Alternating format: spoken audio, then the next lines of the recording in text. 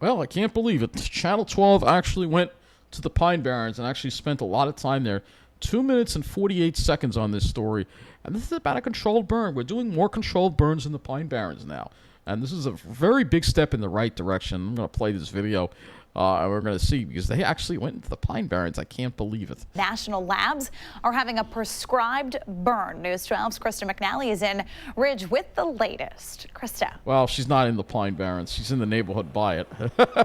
That's right, Mackenzie. Many who live in the Brookhaven area near the National Lab got a text this morning saying if you see smoke or smell fire, don't be alarmed. There was a controlled burn happening in the Pine Barrens. Now take a look up in the sky behind me. As you can see, you cannot see any of that smoke, and we are in the closest residential area to where that controlled burn is taking place. Now experts tell us this prescribed burn is the best way to keep massive wildfires from spreading even further. It also restores forest health, too. Either we burn it on our terms or nature does it on its terms. Kathy Schwager, the firefighter program manager at the National Lab, said monitoring where the wind is blowing and the weather conditions is how they control Mother Nature with minimal impact to the surrounding communities. Where we put a little bit of fire on the ground and we watch what it does to make sure that the conditions are such that the smoke is blowing away from the communities and blowing away from the buildings. If the winds suddenly change, the experts would put out the blaze immediately. It's kind of just what you got to do when you live near woods like this. People who live nearby say it is necessary to protect their homes. That's right. You could have house fires and you don't want that. Wildfires spread at a rapid pace due to the various fuels on the ground, according to the experts. Litter, leaves, twigs, things like that, plus also live fuels. We have a lot of blueberry and huckleberry in there that's burning right now. 23 acres of land was burned, and the fire consumed those fuels, which has benefits for the ecosystem as well. So Pine Barrens are a fire-adapted ecosystem. Yep. And so a lot of the species that live here, plants and animals, they are adapted to fire or adapted to the conditions that are created by fire. Pine trees don't really start germinating until the seeds hit a certain temperature. Yep, so that's we have right. a lot of oak trees that have taken over the Pine Barrens, so it'll be good to get it burned. That's right. That's exactly right. The oaks try to take over because you don't have the fires, and also you have the beetles, too. Maybe they'll bring that up, too, that the fire also helps with the southern pine beetle.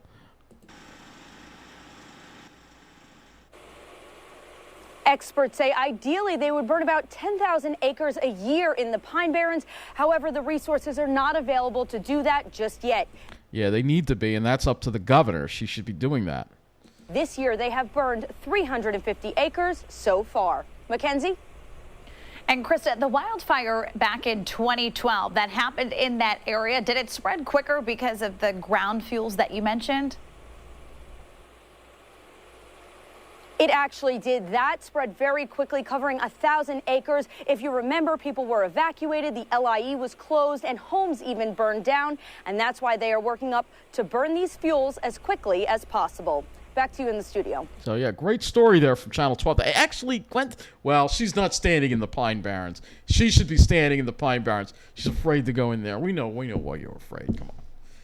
She's afraid to go in there.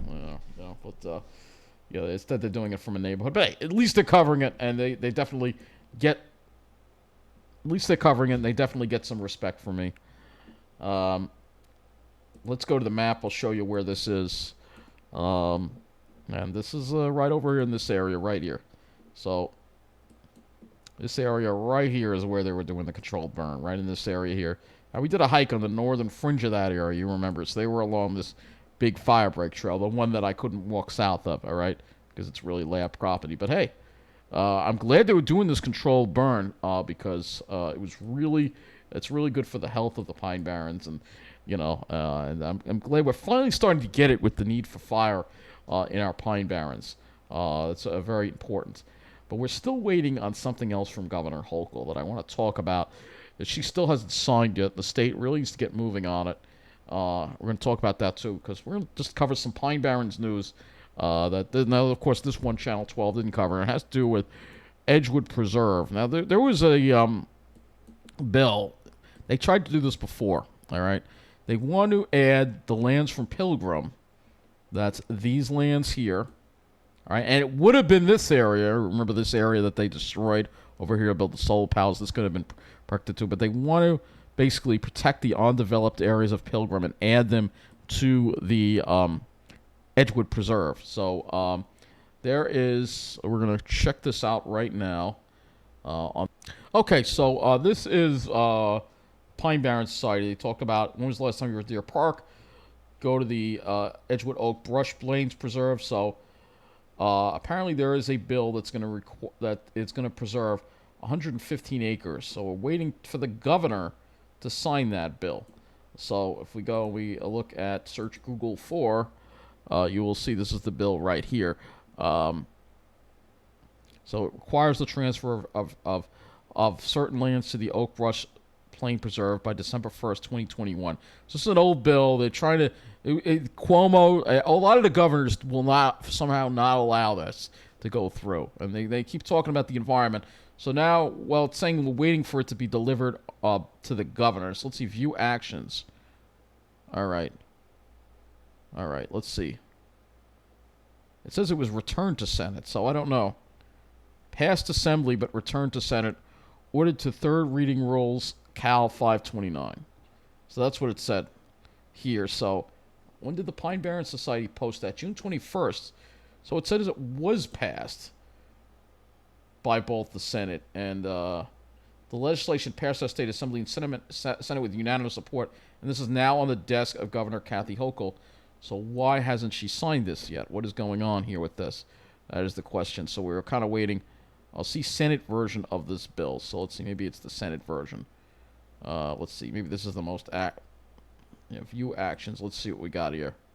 Nothing current on this. That's the same thing here. So you can see just to transfer this land. And again, New York really needs to get moving on this. So this is the bill. It's going to it's going to basically expand the Oak Brush Plains State Preserve by December 1st, 2022. So this is what they want to do. They want to add these other lands here that are part of Pilgrims into the Oak Brush State Preserve and require the transfer of the same lands into the state preserve by December 1st. This bill also reserves a small parcel for use by the town of Islip for a town, street, or highway. So I don't think there's a map here, but I'll provide the link for this. And the Pilgrim State Hospital land has not been annexed to the preserve like it should have been annexed, and we already lost it. So hospital land had been considered for a possible site for a state DOT multimodal trans facility, of course, which I was against, of course, the L.I.E project. Alternative methods of freight movement on and off Long Island to the Pilgrim State Hospital, due to its substantial commercial development and surrounding, is unsuitable. So the area immediately surrounding the land is so vastly different than it was just a few years ago when the L.I.E project was first proposed. The recent approval of 3 major construction projects by town officials has so overburdened this area with traffic congestion that the state should not support yet another project that would cause this. Consequently, this area should not undergo further development, and the subject land should be transferred to Edgewood Preserve as originally called for in 1987. We've been trying to get this through since 1987. So the state really, we're making progress, but it's inching, man. I'm telling you. We need to be a lot more like New Jersey when it comes to preserving this open space, for sure. It's so obvious.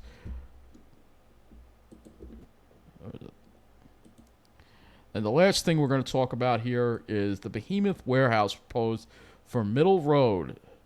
Yes, Riverhead's motto is no tree left standing, and they want to try to ram this thing through here. Middle Road, they want to build a 641,000-foot square warehouse facility on Middle Road proposed by North Point Development of Kansas City, Missouri, and it will be reviewed by the Suffolk County Planning Commission, and that was today.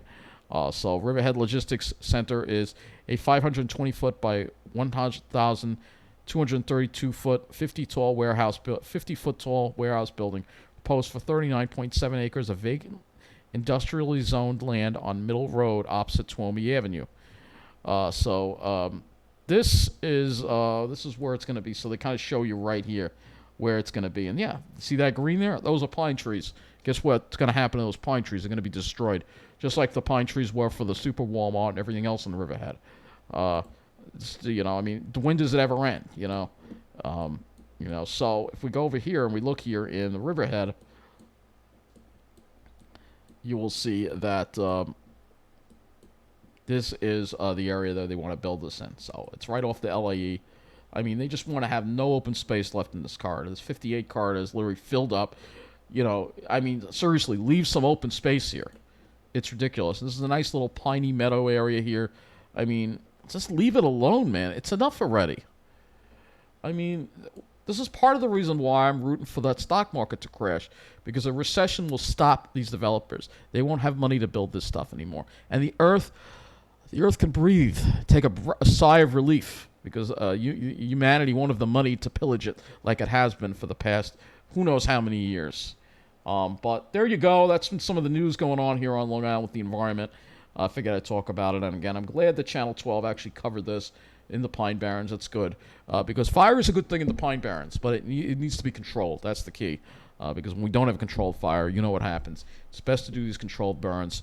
And I'm glad we're slowly getting with the program. But you heard her say we aren't getting the money we need for it. So the state still doesn't take this seriously enough. I don't know why. New Jersey, they respect the Pine Barrens. They do a great deal to, preserve them and to make sure that the ecosystem there is healthy.